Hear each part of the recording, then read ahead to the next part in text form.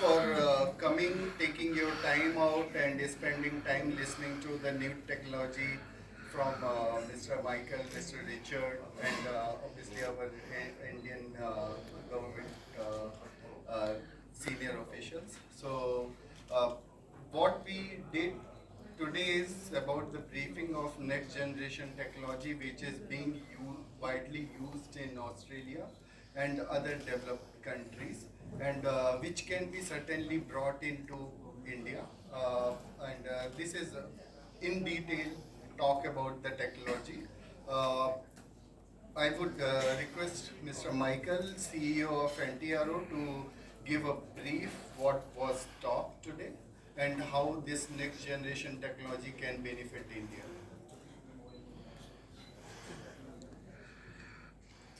Thank you very much, Abhishek. It's been wonderful to be here in Delhi today. My name's Michael Caltabiano. I'm the Chief Executive Officer of the National Transport Research Organisation for Australia and New Zealand, formerly the Australian Road Research Board. We were created in 1960 by the governments of Australia to be a government-owned company to bring next-generation technology to the road space, to write the standards, to deliver the test methods for the use of the Australian and New Zealand road network. And here we are 64 years later, talking to this audience here in Delhi about the things that we've learnt and the technologies that are now available, tested, and are really different to what we've done in the past.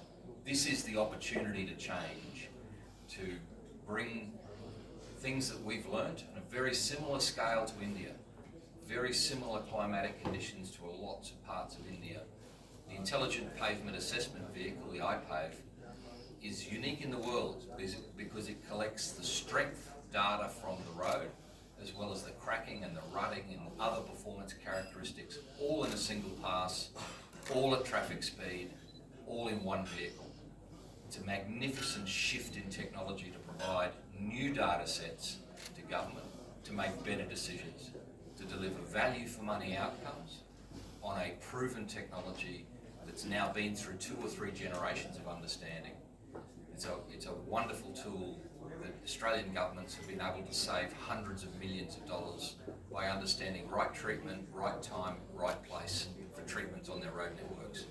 So today we spent a few hours together with some of the brightest minds in the Indian road community. There are some wonderful engineers and scientists in this country who really get it. Fantastic collaborative environment, and we will really look forward with our partners, Indian Road Survey Management here in India, Mr. Parasuraman.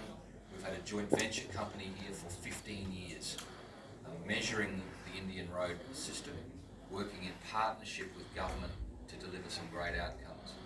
So we want to be able to partner with the Ministry, NHAI, CRRI, to be part of the Indian roading environment to deliver this next generation technology in partnership with government.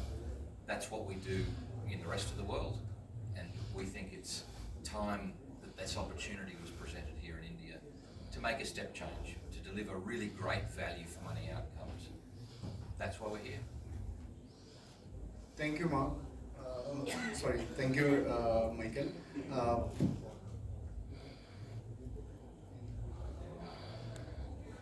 May we request Dr. Pradeep, Chief Scientist from CLRA to... Good evening all, I am Dr. Pradeep Kumar, I am Chief Scientist in CSIR, Central Road Research Institute, New Delhi. Actually today we are talking about the technology. If you see why we are talking about the technology, why we are here. India is the second largest road network in our country, okay, and very soon we are going to be number 1, okay, and we all are interested to preserve this big road asset. So what is required? The maintenance, okay, and there is another term I always say, the timely maintenance, okay. So there is a big difference between the maintenance and the timely maintenance, and you all will agree that there is now we all want the timely maintenance, okay. So how it is possible? Until unless if you use a efficient technology, okay, the efficiency and accuracy both are important for us. So in that way, so without the use of technology, it is not possible to adopt the timely maintenance practices. Okay, and which is very much required. So in that way, what I say always say, like in 2006, the ministry has taken the initiative. We bring, with the help of ministry, the first network survey vehicle system, and then since then, now I found that more than 50 network survey vehicle systems are available in the country. And we used to structurally evaluate our payments using Benkelman beam deflection technique, which was very slow. But still, we are working with that technology for some kind of roads. But now we are using with the falling bed deflectometer. And now today, I am happy to see that now we are talking about the rolling bed. It is a traffic speed deflectometer. So now this is the time. If we are really interested in the timely maintenance, we want to preserve our road assets, we should adopt the technology. This is what I want to say. Thank you so much. Thank you so much. Uh, may I request sir to add few words? Hello. This traffic speed deflectometer is a futuristic pavement surface deflection instrument which is highly needed for this high-speed expressway corridor for India. And we are more excited to collaborate with this NTRO in terms of Indianizing this instrument or to develop the things here and also develop guideline for our road asset. Thank you. Great stuff. Thank you so much. May I request Dr. Reddy to add Good evening. My name is Hari Kishan Reddy. I am chairman of Cube Highways Advisors. Cube Highways is one of the largest privately road owning and operating company in India. We operate about 30 road assets across 16 states of the country, measuring about 13,500 lane kilometers. We have been using the machines. Earlier it was ARRB, now NTRO.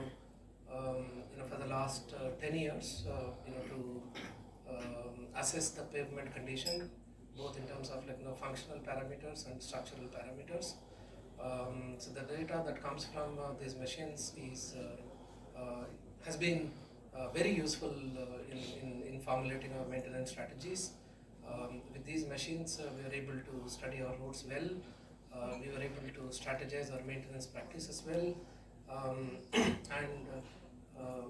Scientific data from these kinds of machines actually helps minimize utilization of resources for maintenance by enhancing pavement life.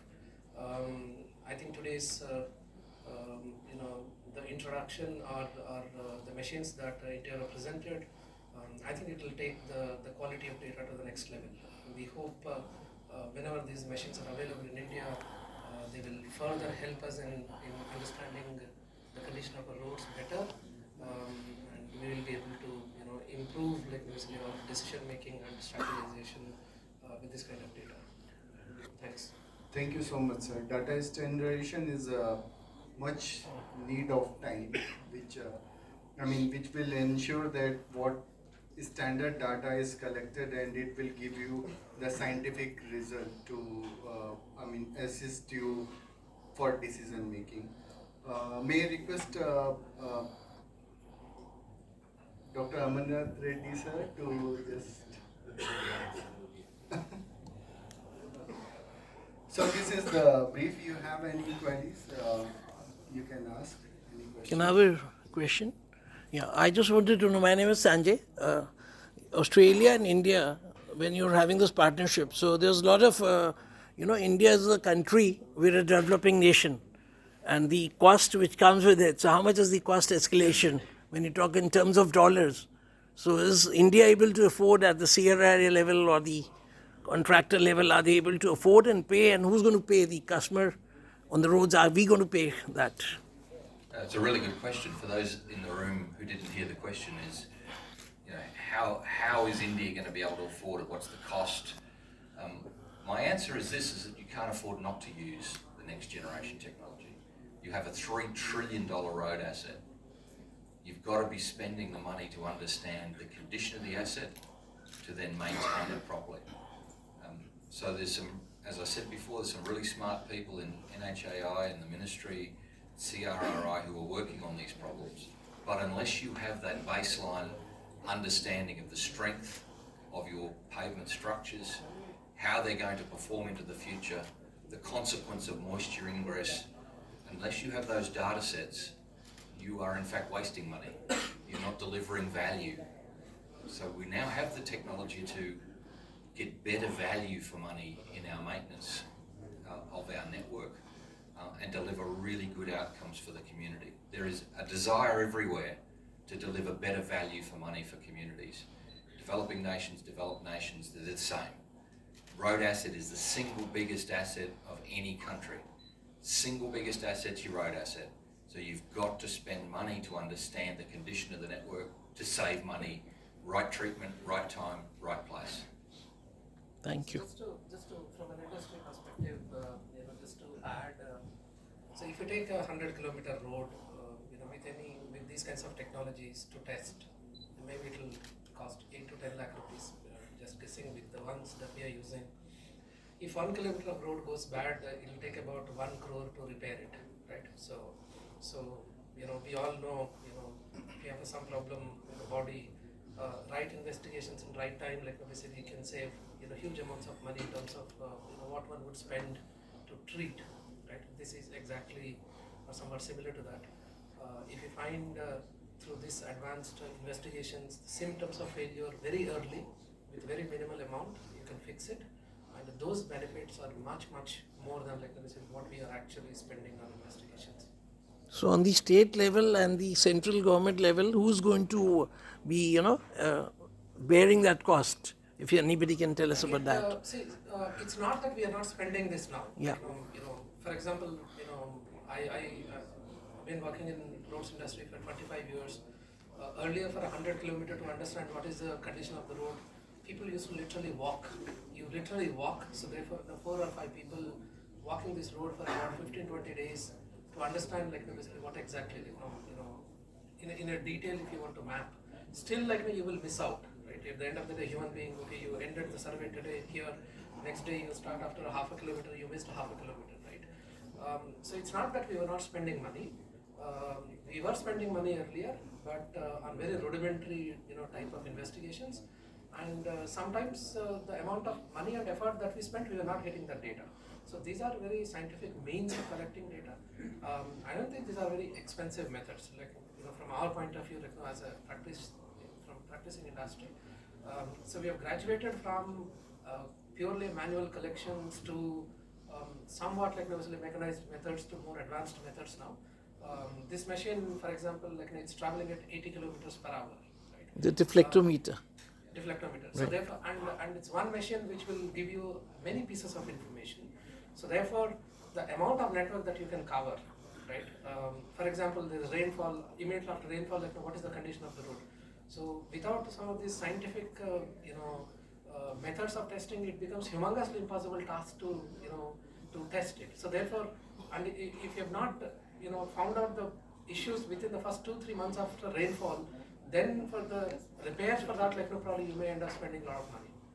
So therefore, these kinds of methods can give you that power of basically investigating a huge amount of network in a very short span of time, and then all the critical sections you can intervene at the right time, so that because the repair expenses are much more than the investigation expenses. Right. I think that's the industry perspective. True. So it's not going to cost substantially more than what we were doing earlier, and probably what we will get from these investigations is a value for money. Sometimes you spend money that could be a little less, but you get nothing out of it. It has no meaning at all. I think that's Right. the real difference. Yes.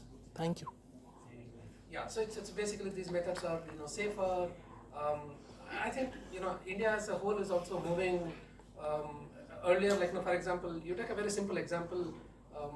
In Connaught Place, in 2000 or 1950s, 1960s, for traffic, people, traffic police might be, there are 50 policemen, probably controlling the traffic, to manage congestion. So today, an adaptive controller, basically automatically measures which traffic is coming from where, and then how much green time, red time. So it appears when you introduce this technology, it could be expensive, but it's not so, right? So it actually saves a lot of advantage. Thank you. Sir, this is a short-term policy and long-term agreement partnership. How many time of our partnership and what is the plan of infrastructure development or investment? Well, I can answer the partnership question. Is it as a government-owned enterprise in Australia, we only partner with government. So it's a government-to-government relationship. And to the question of who owns the data, government owns the data. So we partner with government to deliver collaborative outcomes. And as an Australian government-owned enterprise, that's what we do. We have the community at the core. We have a responsibility to deliver value. We have a responsibility to collaborate and transfer knowledge. That's what we do. So that answers the first part of your question. I can't answer the second part. Long term, well, we've been around since 1960. Long-term policy towards the infrastructure development and investment policy. How many investment go long-term policy? Roads and then give some real input to the government to make some informed decisions. So partnership has to be, it cannot be done in the one time. It has to be a long term in order to give effectiveness to the agreement. So we will initially we will do as a pilot project, and then we will showcase what the pilot project can give in terms of results. So once we are it is successful, then we will look for a long-term relationship, so that in the long term, how much of benefit we can give to the government in terms of cost saving in the maintenance. What about the CRRI and National Highway Authority? Yeah, it's a collaborative thing. They're our natural partners in bringing a technology into India. To do it without them is pointless. It has to be embedded as part of a normal way of doing business, normal way of understanding payments. And to your investment question, once you understand the condition of your network, and once you understand the whole of life position of your network, it helps you make investment decisions for the future. I mean, the development of the road network in India is spectacular. I mean, the level of investment is spectacular. The government's just powering on developing the road connectivity for this country for the future. Our small role in trying to help that investment profile is to allow the right decisions to be made at the right time, in the right place, as the network develops. We understand the condition, we can make really intelligent decisions about where that maintenance dollar and rehabilitation dollar spends, so that you can keep building the network, so those investment decisions can be made. It's an integrated system. What we're saying is we can help better information in the front end, better quality in the front end, to enable the government to do more for the same amount of money. Do you obtain through the satellites? How's this data obtained? And does it? Do you have the rights? Means over the satellite, the data you collect when you're going to give it to the Indian government. So will they be under any kind of suppose whomever you're sharing the data? Good How does it question on work? data security. It's a big question globally. What we collect in India stays in India. What we collect on the truck stays in the truck, and we hand the data to the Indian government. If we're using satellites, they'll be Indian satellites. All data stays in country, be shared nowhere else. Very important principle. Whenever we work in any country, it's always in country, owned by the country. Thank you. Which country took the initiative for this partnership, India or Australia? Which country? Took the initiative for partnership.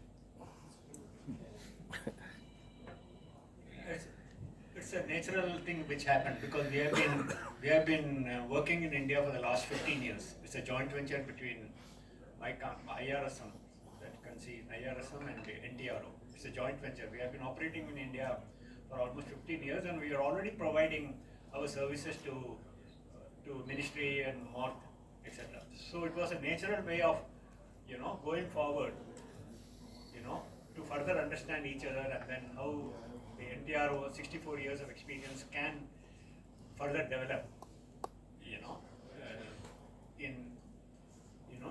develop or help India in taking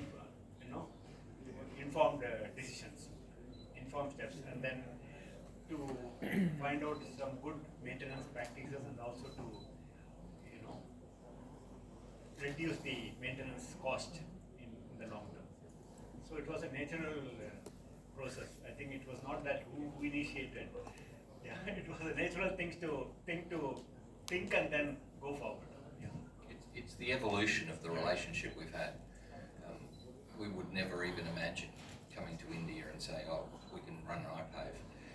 It's been 15 years of hard work by IRSM in partnership with the Australian Road Research Board, now the National Transport Research Organisation, to build confidence, to build trust, so that when we want to bring a next generation of technology, there is already in this room people who have been on that 15-year journey of change. So it hasn't started today, it started a long, long time ago. What's the research policy? Transport research policy. What is the policy of research? That is, अभी research policy